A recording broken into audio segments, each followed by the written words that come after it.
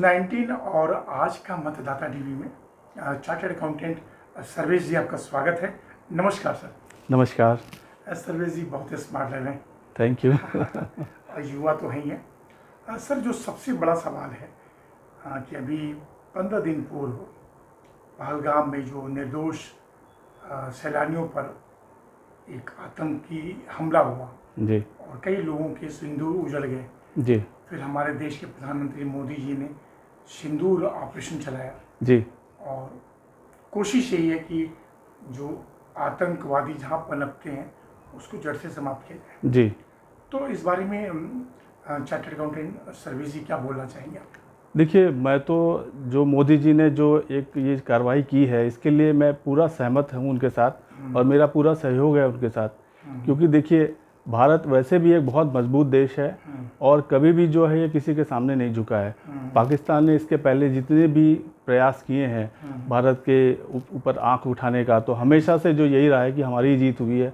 और इसके पहले भी ऐसा बहुत बार हुआ है कि मतलब हम लाहौर तक जा चुके हैं, हमारी सेना चली गई थी, बट हमने उस चीज़ को वापस बैक फुट पे आ गए थे। तो मुझे लगता है कि उस समय भी जो है हमें कैप्चर करके और जो टुकड़े करने थे और भी टुकड़े कर देते। जो अभी इस समय की जो प्रॉब्लम्स हैं बलूचिस्तान की है या अदर जो प्रॉब्लम्स आ रही हैं, सिंध वाली आ रही हैं, वो नहीं आती। अब देखिए इस समय ये गवर्नमेंट क्या डिसीजन लेती है ये हमें देखना है आगे। फिलहाल अभी जो हमें खबर मिली है उसके हिसाब से तो सीज फायर हो गया है। देखिए अब आगे का क्या गवर्नमेंट जो है इसमें क्या कदम लेती है, क्या स्टेप लेती है, ये हम उसका वेट कर रहे हैं। सर सर्वेश जी, जब ये सैलानियों पर आतंकी हमला हुआ जी, आत्मा तो बहुत ये मतलब सिर्फ मेरे ही नहीं, हर भारतीय का खून जो है बिल्कुल खौल उठा था कि उन्होंने किस तरह से ये जो जघन्य कार्य किया, इस तरह से निर्दोष लोगों को और वो भी धर्म पूछ के जो इन्होंने हत्या की है। ये तो किसी भी धर्म में ये सारी चीज़ें नहीं लिखी हुई हैं कि किसी का धर्म पूछ के आप हत्या कर दें।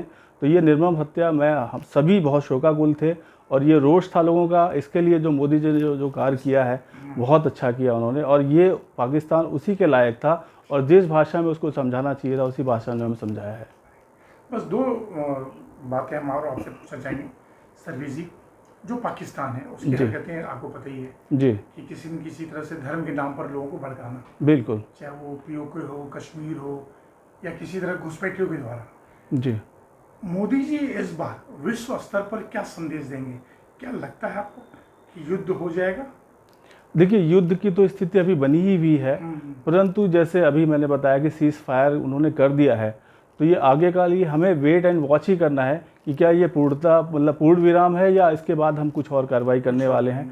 तो हमें इसके लिए वेट करना पड़ेगा। परंतु हमने एक सबक तो उनको सिखाई दिया है। उनके जितने भी 12 टारगेट्स थे, 12 जो उनके लॉन्च पैड्स थे, हमने वो ध्वस्त कर दिए। जितने उनके एयर बेस जो थे हमने वो ध्वस्त कर दिए हैं। उसके अलावा जो और उनके जो ठिकाने थे, आतंकियों के ठिकाने, हमने उनको भी ध्वस्त किया है। तो उन्हें एक अच्छा सबक तो मिल गया है, बट आगे हम देखेंगे कि इसके लिए और हम क्या कर सकते हैं ताकि वो जी मोदी जी से बड़ी अपील क्या करना चाहेंगे? कोई ऐसा सबक सिखाएं कि पाकिस्तान इस तरह की गतिविधियों से अपने को बिल्कुल हमेशा दूर रखे। देखिए मेरा तो यही संदेश है कि मेरी यही अपील है कि कभी भी जो है पाकिस्तान को इस तरह से स्ट्रांग ना बनने दें। पहला अपनी सैन्य शक्ति को हमेशा बढ़ा के रखें। तीसरा फाइनेंशियली उसको जो है कभी भी जो इतना मजबूत ना होने दें, या अपने आप को इतना मजबूत रखें कि वो हमारी तरफ कभी भी आंख उठा कर ना देख सके। सिंधु संधि जो हमने जो जल संधि जो है, जो समझौता है, हमने जो उस पर विराम लगाया हुआ है उसको रखने दे, ताकि एक उन पर एक लगाम रहेगी और हमेशा से जो है वो हमारे कंट्रोल में रहेगा।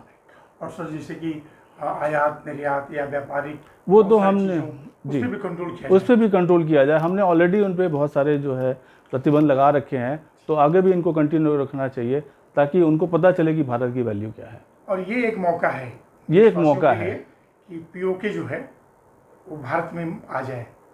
हाँ, पीओके को भी लेना चाहिए था, परंतु देखिए अब आगे क्या होता है, गवर्नमेंट जो स्टेप लेगी हम उसके साथ हैं। चार्टर्ड अकाउंटेंट सर्वेश जी आपका बहुत बहुत धन्यवाद। फिर किसी विषय में बात करेंगे। नमस्कार सर। Thank you.